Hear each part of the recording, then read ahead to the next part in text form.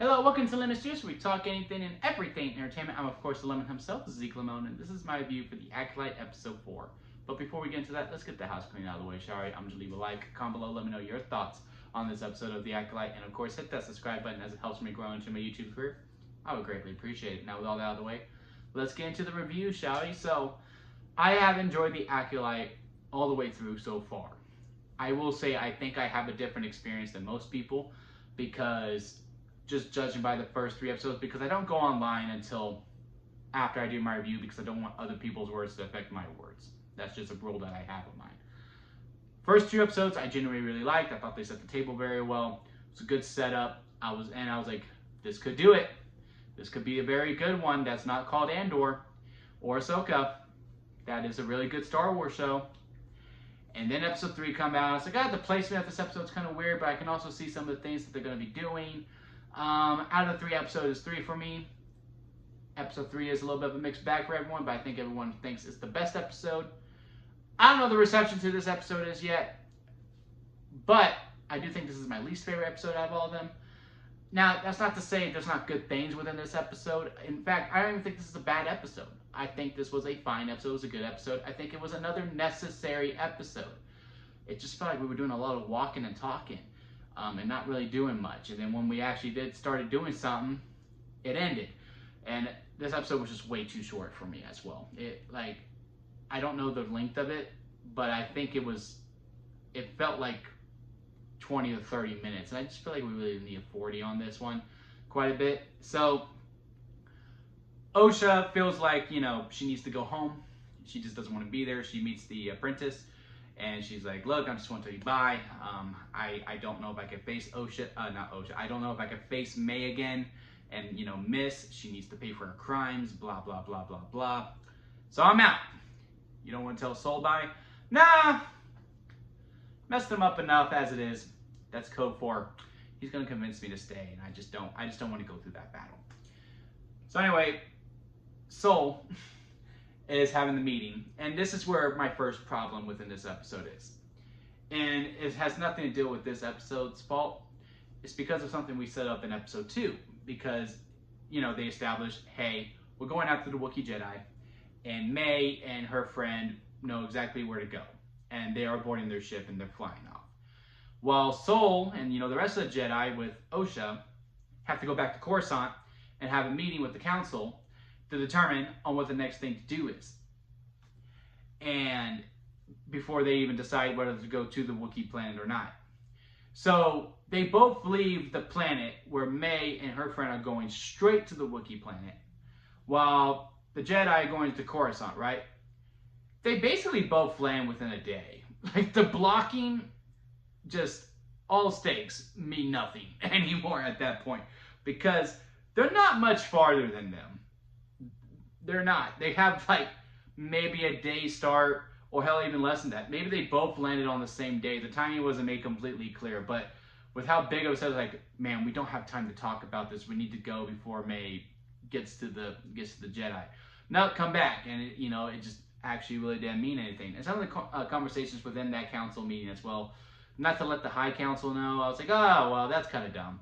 But I get it. They're setting up how the Phantom Menace comes to be and how the Sith really, kind of take over, if you will. So, they got to make some dumb plays. I get that. I fully went in knowing the Jedi were going to piss me off. I fully went in expecting that. That's what they did. And that's probably what they were supposed to do. But, we do go to the planet where the Wookiee is. And like I said at the beginning, this is really just a walk and talk episode. There's some conversations. There are some ones that are very, very needed. Like May and her friend that she is with, she finally has to turn and she's like, yeah, I think I'm going to go good. I think I'm going to join the Jedi. And it just kind of comes out a little bit sudden to me. I think we could have really marinated and built it up a little bit more. And that's where I really do think the time length of this episode really comes to play. Like, this was really run like a no-huddle offense if this was, football. Because it just felt like it had to go, go, go, go, go. And not many things were really given to breathe. Hell, even the ending wasn't really given that much to breathe. And, I get it. She sees her sister. She is alive. Her whole outlook on life is different. but it still doesn't really add up with how it was set up in episode 3. You know what I mean? Because May was pissed at her sister. May was literally going to kill her sister and be completely fine with it. Now, granted, you know, as time's passed, you go, man, I really messed up. I really overreacted as a child. Granted, I get that. But still, it was just very like, wow, my sister's alive. This changes everything. That's literally what happens later on. Like, I get it. She also has the conversation of, like, man, why can't I use a weapon? Like, it's impossible. It's literally impossible to kill a Jedi without using a weapon. It's impossible. So therefore, it's a final lesson just for me to die. So, you know, I'm jumping good. I'm going to turn myself in so I can be with my sister, and everything will be fine. And it just felt very, very sudden. I do feel like she was going to end up at that point anyway, because like I've been saying, I do think we're building up to a double turn. I'm not sure if we're really doing that anymore with some things that we did in this episode, because Osha does seem more good. She did see the error of her ways, like, I was really about to kill my sister. Thank God I messed up, and I just don't know if I can face her because I don't want to deal with those emotions again. And also, I don't know if Osha's still alive because what happens at the end.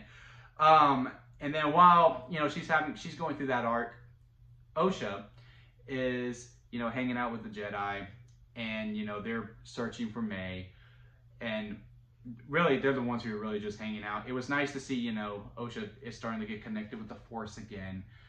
The big giant roly-poly, if you will, with wings that came alive when Osha touched. That was a fun scene. I also like the explanation of the blocking of, wow, why pass Osha and went straight for Soul, huh? He goes, yeah, it's attracted to light. I was like, okay, I can buy that. That was cool. And then we get to the end. And May runs into the cabin to turn herself in to the Wookiee Jedi. And he's dead. He's cut, he's sliced and diced with the lightsaber. And she's like, oh crap, I'm in trouble because the Jedi out there, they're going to come in, they're going to think I killed him. But I didn't. So it was kind of like, you know, an Osha situation in episode 1 and 2. And she stays in the house because she's realizing, oh my God, my master is here. He is going to kill me. I'm in a very tough spot because either I can keep going bad and try to make him happy and I can live, or I might die if I go with the Jedi, even though there is significantly much more Jedi to me. And correct me if I'm wrong in the comments. I'm going to be upfront with y'all. I am a very casual Star Wars fan. I enjoy Star Wars. I like Star Wars a lot. I don't know the lore that well. The helmet and the look, it kind of looks like a Ren. Is that a Knight of Ren? Were Knights of Ren around during this time? Please, comment below, let me know. Because it looks cool. He looks cool, I'm not going to lie. Or she. It could be a she under there. I don't know. But the villain looks badass. I ain't going to lie. And he or she looks very, very threatening. Because we turn, we see him, you feel the aura. He has a really big presence, or she has a really big presence. And then he, or she, I'm just going to say he for the time being, guys, flings Osha, like just flings her, as if she was a bug. And I'm just like, there's no way she's alive, there's no way she lives. Like, she's dead. She's starting to get her Force powers back, but they ain't back yet. And he just flung her. And then the Jedi get all their lightsabers up, they go to attack him. And in one swoosh, they go flying, and we just cut to the credits. And I was just very frustrated by that ending, because I just felt like a lot of momentum was getting up. Because, like I said, it was really just walking and talking. Yes, some things moved forward, and yes, they were very necessary. I do believe that they were very, very necessary. It just felt like we only moved a couple of pieces, and just didn't feel like we moved the whole entire story over. Again, I like some of the moments within this episode. It's just, the end on that, I just felt like we needed a little bit much more time. We could have had a little bit more conversations. I am locked in for next week, though. I am very excited for episode 5. I think it's going to be a good one. I have trust within these episodes. I don't go in thinking they're going to be bad. And again, I don't even think I necessarily disliked this episode. It was just some bonehead decision. I'm just like, oh, why'd you do that? And just wanted a little bit more marinating throughout. But overall, I do give it a positive. It's just, we'll see what's going to happen in episode 5. But hit that comment section. Let me know what you thought of this episode. Maybe I see some things wrong. Explain it to me. I'm very open, as long as you're respectful. But be respectful in the comment section. Just don't call me an idiot and all these different things. And I will be more than welcome to hear you out on how I'm wrong within this episode, which, you know, I am more than open to. Hopefully you can change me, because I have a lot of mixed feelings with this episode. But yeah, hit that subscribe button for more, and don't forget to squeeze the day, guys. Life is very short, so squeeze every day to your full potential. And until next time, I'll see you here at Lemon Studios.